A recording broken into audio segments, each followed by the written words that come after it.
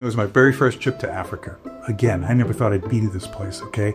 And I remember driving with my guide. We're driving down the road, and we see a zebra. And I'm like, wait. And I'm like, choo, click, 36. Let me put another roll. And I can see the guides look at me, and all of a sudden he kind of sheepishly says, we will see more.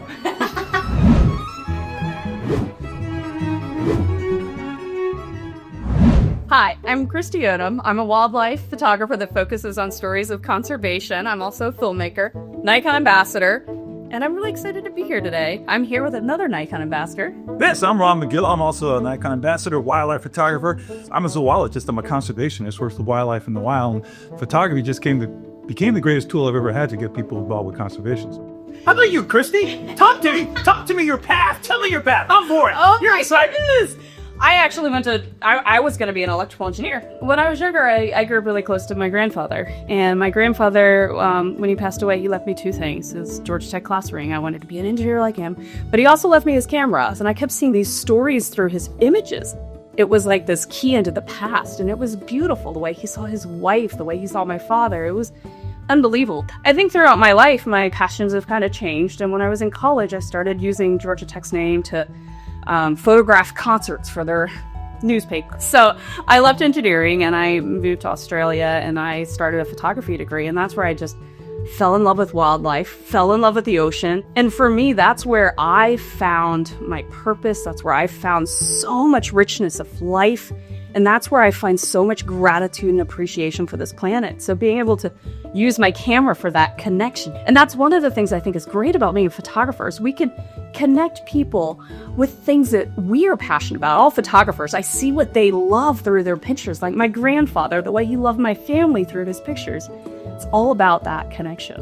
And especially with animals, for me, I took a different path. I never thought I was going to be a photographer. I became a photographer out of necessity, because what happened, I would be writing papers for conservation magazines to get them published, and the magazine would say, oh yeah, we love it, we need some photographs. So I'd call a stock agency. I said, I need a picture of a cheetah chasing after a gazelle. Oh, here it is. Oh, beautiful. How much is that going to cost? They told me, and I went, what? I can't afford that. I'm a zookeeper. Okay? So I'll take that money, I'll buy a camera, and I just started buying like popular photography shirt book. They give you all these little lessons, and I kind of taught myself how to do those photographs. It's the single most powerful tool I have in getting people to care about wildlife.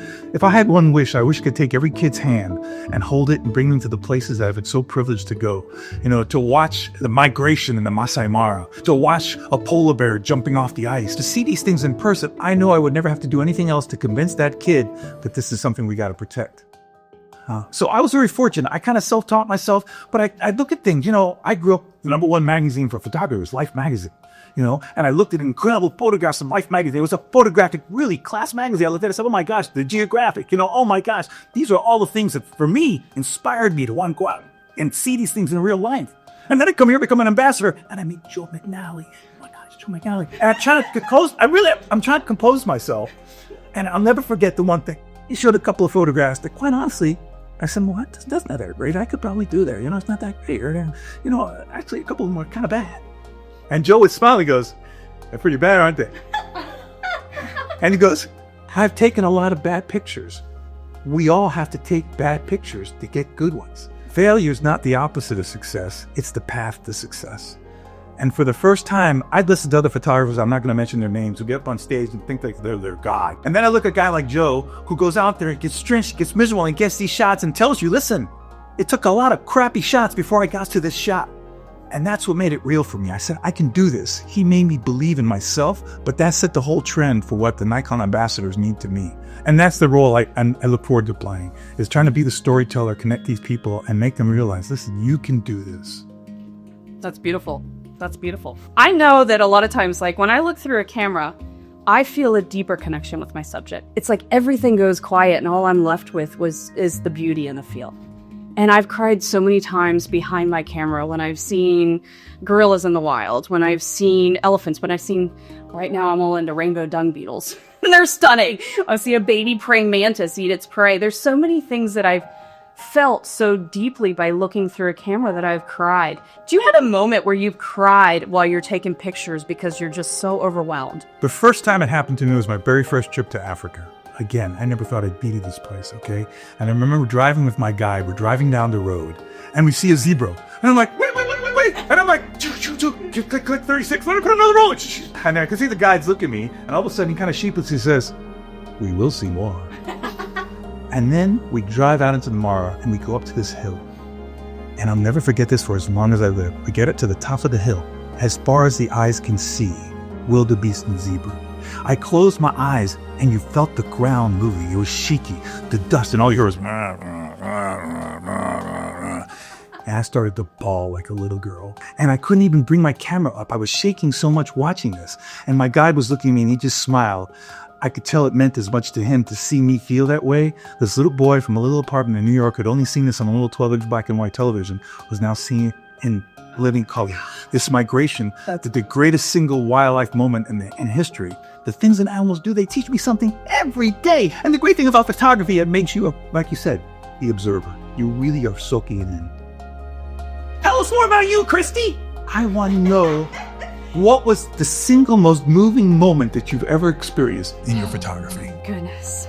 Okay, so I was going through my own little mini trauma, and I ended up going down to do a story on howler monkeys. It was all about these monkeys that have been caught up in animal trafficking, and I had no idea what they had gone through. And it was so heart-wrenching to see, but I felt so much emotion. I felt so much trauma.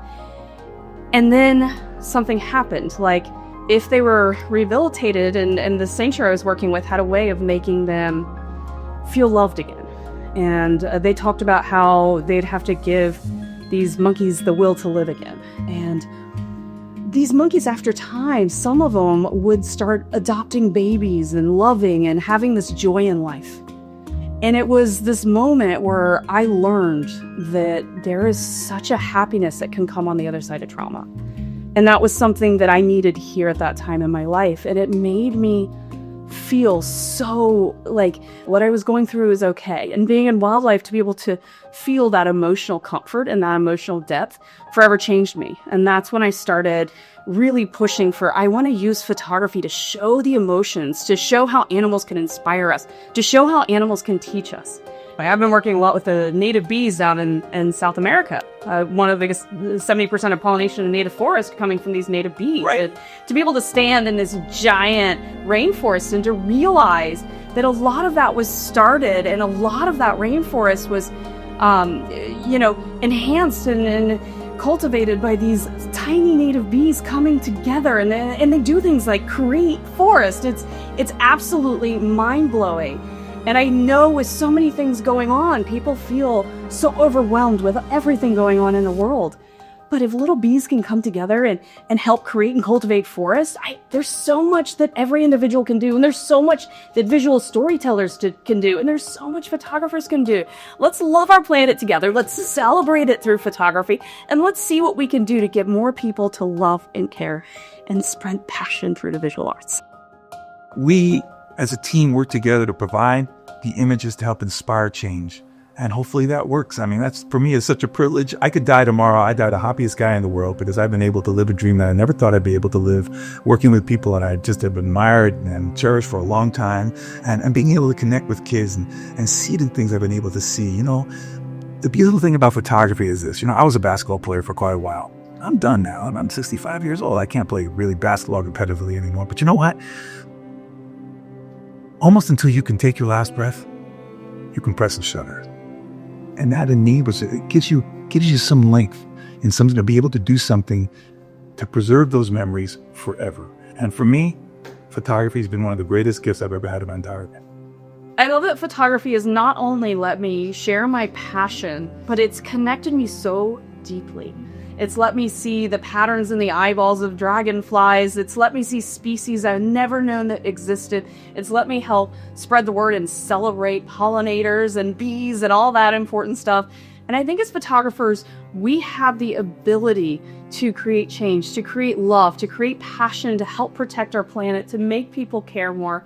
And I'm excited you all are here listening to us, and I hope we've inspired you to use your camera to spread your passions and spread your love, and thank you so much. Do you have any last words? It's just my pleasure and my privilege. I just can't believe I get to do this, and understand that, you know, don't get so caught up sometimes in the technical aspects of an image, that everything's done in the rule of thirds or everything's sharp to the corners. Get caught up in the emotion of your image, okay? If you can look at an image and you go, huh, it's a good image. Okay? If you get emotion out of one person with your image, it's a good image. Keep taking them.